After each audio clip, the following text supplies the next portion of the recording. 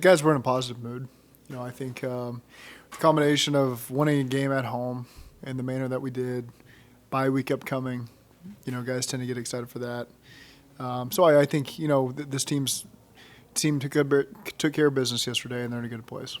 What does the coaching staff do during the bye? Different things. We look at some scheme evaluation stuff, personnel stuff, and then you get a little bit of advance on the next opponent. Do you feel like when you look at where you guys are at 5-4, the expectations you had coming into the season, that you've underachieved at all with the talent? We just take it game to game, to be honest with you. We don't get caught up in what the outlook of the season is going to look like. We just started with the Pittsburgh Steelers in week 1 and moved on from there, and that's all that you can control. So, again, we don't outline what we think our record's going to be or anything like that. We just take it week to week. Injuries, Jamar, how's he doing? Jamar, same as it has been. So no real update on that one this week. The other ones would be Dax Hill's shoulder.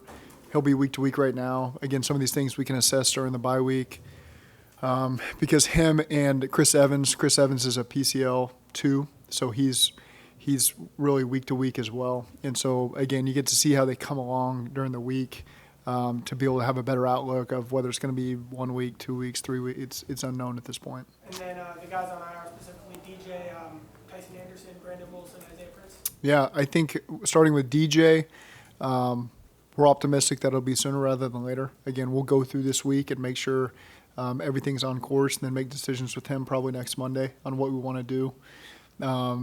The other guys, I won't get into everybody right now. I think we'll just take it week to week with those other guys. And Mike said he underwent surgery. Right. Yeah, exactly. So he had surgery on Tuesday or Wednesday, I think it was. And so we kept him out of this game, knowing that we were going to get this game, the bye week, and then feel pretty good about where he's going to be at coming off the bye. Zach, when you look at the tape from yesterday, outside of the obvious results, what looked different in the run game yesterday from a process perspective? I think we had a lot of success early, and so our guys were feeling that confidence level.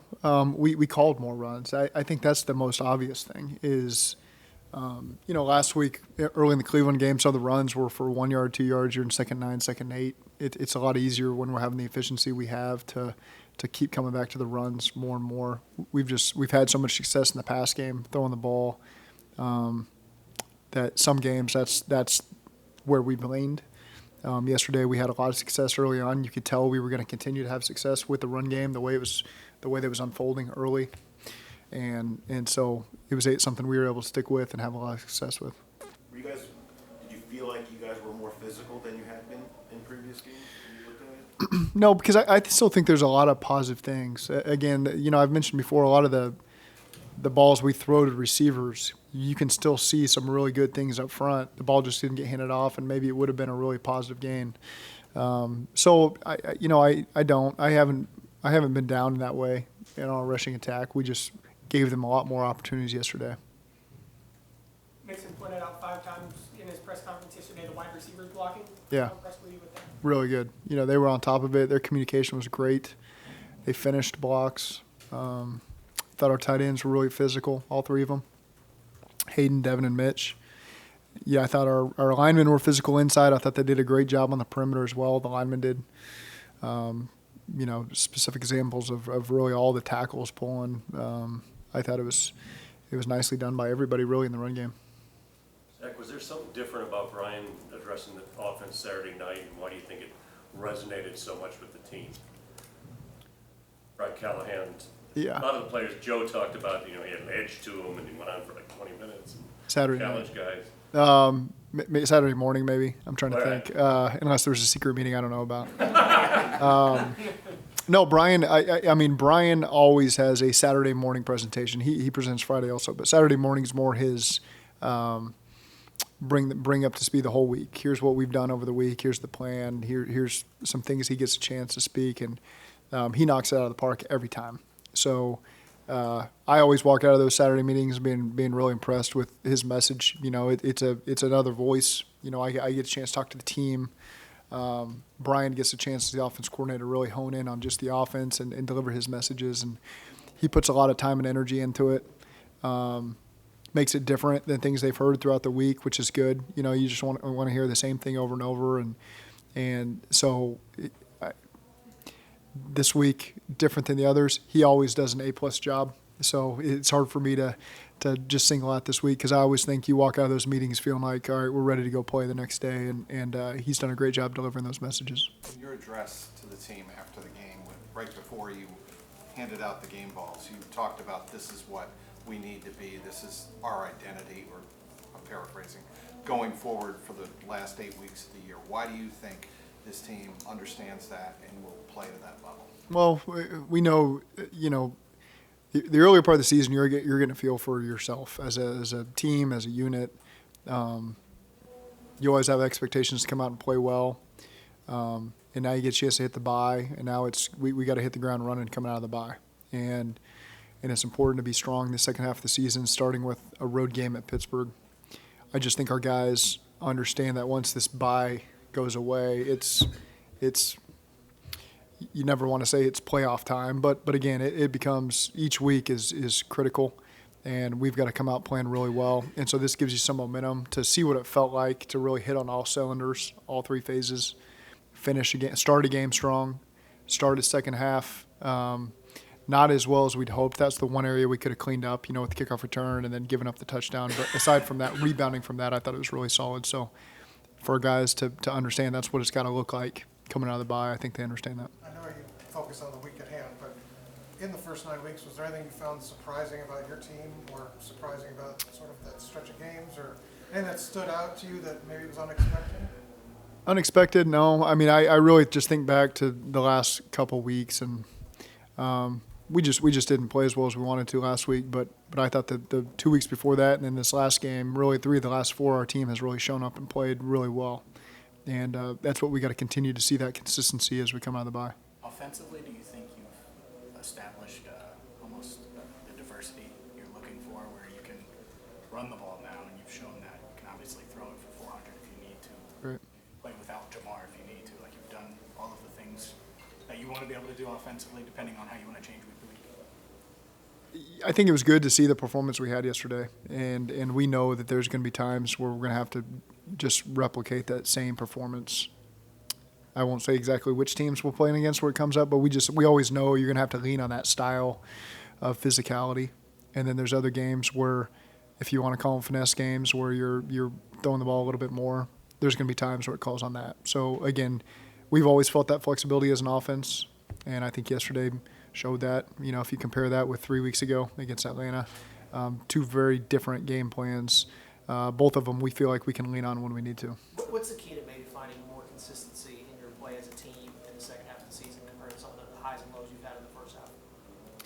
Well, yeah, aside from Cleveland, I think we've played really well these last 3 weeks. If you take that game out of the equation, we've won 3 of the last 4, and I've been really proud of the way the team has played and responded.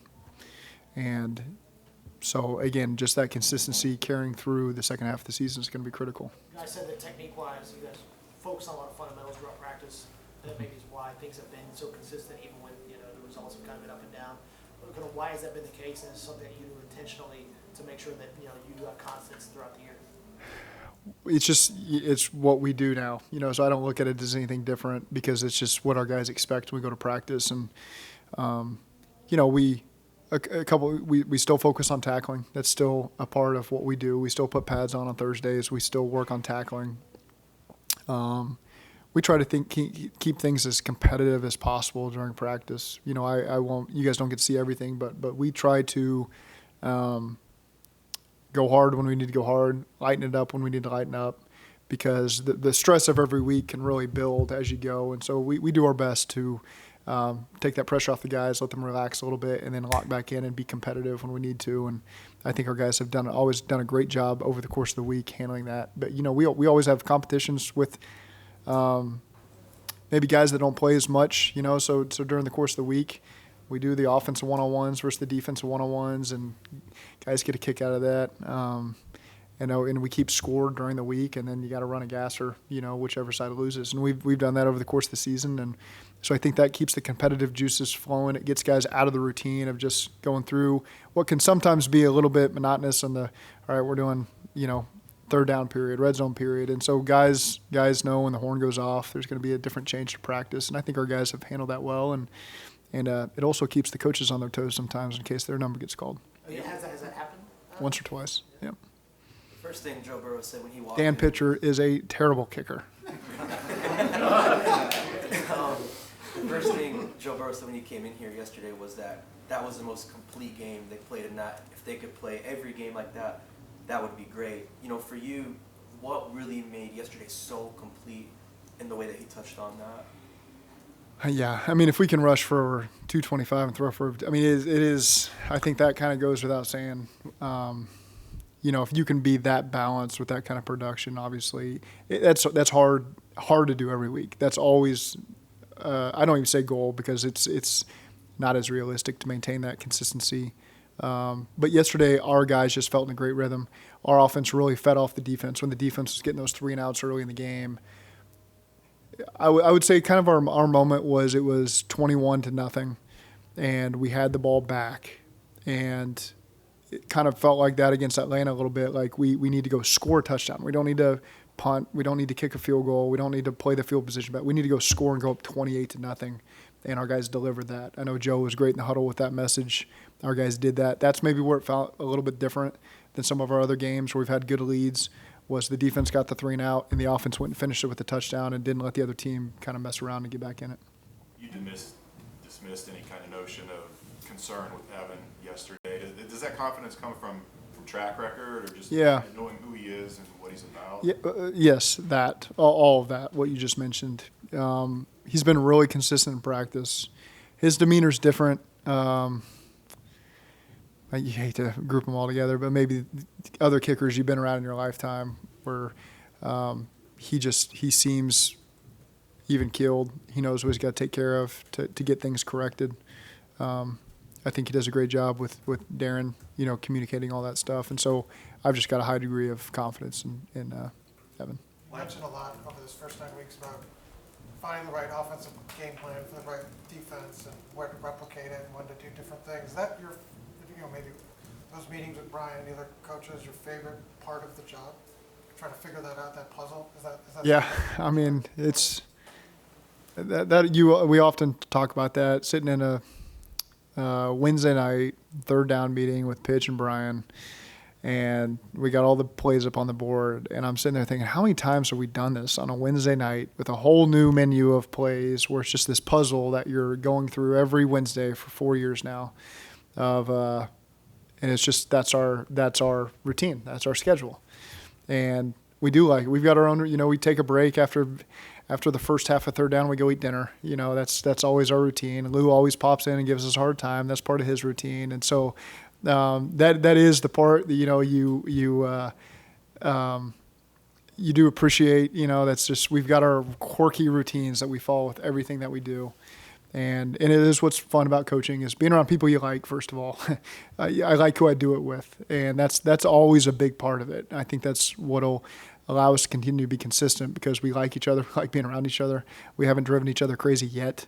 I think that we work really well together, you know, in those meetings. Troy and Brian doing the red zone, Pitch and Brian doing the third down, and getting with Frank and Derek on the base downs, and just all the, you know, Justin doing the backed up and 4 minute, James with the short yardage, and just so it's all fun stuff to interact with those guys in those ways, and they bring so much value to what we do. And so to answer your question in a very long-winded fashion, yeah, I do like the routine of those meetings, and yeah, it's what I appreciate about the job. Aside from pitcher shaking a kick, apparently, is there a competition rep that you like in practice that's one that stuck out? I think probably you talking about coaches, or you just talking about the players? I mean, if either one you want to volunteer, I'm not going to stop. Yeah, Kwame Lassiter had a route one time, a red zone route that it was kind of a made up route. And then we put it in and ran it in a game. We called it Kwame. You know, it was ex-Kwame. And so, you know, there's things that come out of that stuff. Trenton Irwin's long been the champion in those drills, you know, and then we'll do some O-line, D-line one-on-ones, which are the hardest ones for me to grade. You know, I always just end up blowing the whistle, and then everyone looks at me like, who won? And I just, move on to the next drill. You know, but but it's fun. It's competitive. The guys, I think, support their side of the ball, offense versus defense. It's good competitiveness, and then there's a result at the end of the week. And so I think guys enjoy that. What's the plumbing? I'm not going to get into the details of the route, but it was a good route. How good do you think you guys are, Zach, when somebody goes down in terms of your depth? And, Yeah. The silver lining, obviously, it's cliche, but if a couple players go down like they did yesterday, next player up, how good do you think you guys have become at answering that bell? Yeah, I think really good. I think we've got really good depth on this team, and I think that's a combination of having the systems in place for the last couple of years. So we've got a chance to keep around guys that are maybe on the lower end of the 53 or on the practice squad that can step up when their number's called. Duke always finding us these pieces for guys that fit how we want to operate in all three phases. And we're not just bringing in people just to bring in people. It's how would we fit these guys in. And so I've got a lot of confidence in all 69 players that we have on our team that they can fill in. We've used a lot of them, as you've seen. And there's other guys we haven't yet used that they wouldn't be here if we didn't have confidence in them, because we know during a 17-game season, regular season, you're going to need everybody. And so we spend a lot of time and effort making sure we got guys in here that we think could fill a role if we need them to. And yesterday, a lot of guys stepped up. You saw Jalen Davis getting his first start. You saw Alan George out there playing. You saw Dominique Davis, who'd been called up for the second time at D tackle. A lot of those linebackers that hadn't gotten to play a lot of snaps got a chance to play at the end of the game yesterday. So it was exciting to see those guys step up. How close do you look at them and make sure the moment's not too big? Is that part of when you're evaluating them on tape, that you look for that? Yeah, there's a balance of maybe guys playing for the first time and the moment being too big. You're trying to balance which is it. We're harder on our guys. We expect them to go in there and not miss a beat from when a starter's in there. And you let them get their feet wet a little bit and then make the corrections so that the next time they'll be a little bit sharper as they go out. Big point in training camp was Jesse Bates and how he'd handle this season. You said you had no concern then, just 9 weeks in, how's he been? Really good. He stepped up and made some great plays yesterday. The interception stands out, but I can think of the goal line run through he had. The play before they scored the touchdown there at the end of the game. He did a great job, covering from sideline to sideline, making a lot of tackles in the run game. I thought that really showed up against Cleveland too. So he's doing a great job being a leader for us and playing at a high level. Zach, how much different does the last game mean going into the break in terms of attitude, especially the way you won, as opposed to whether Monday had been your last game going into a long? Sure. It affects you the day after. You're in a better mood today, having won yesterday. But again, our routine that quickly goes away as soon as those early hours on a Monday morning fade away. You're ready to move on. That's just ingrained in us, and so it's good to get the win. It's good to feel good this morning. But then again, we turn our attention towards our scheme evaluation and starting to get ready for Pittsburgh. Speaking of that, Zach, what's the biggest difference in the team compared to game one of the season and then facing Pittsburgh? In our team? We can get back. Yeah. The biggest difference, that game, we've done a good job taking care of the football and creating turnovers. We lost 5-0 in the turnover battle. That's the first thing that stands out.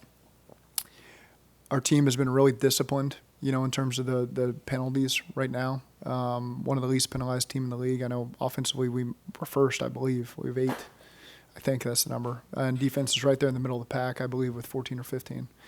That's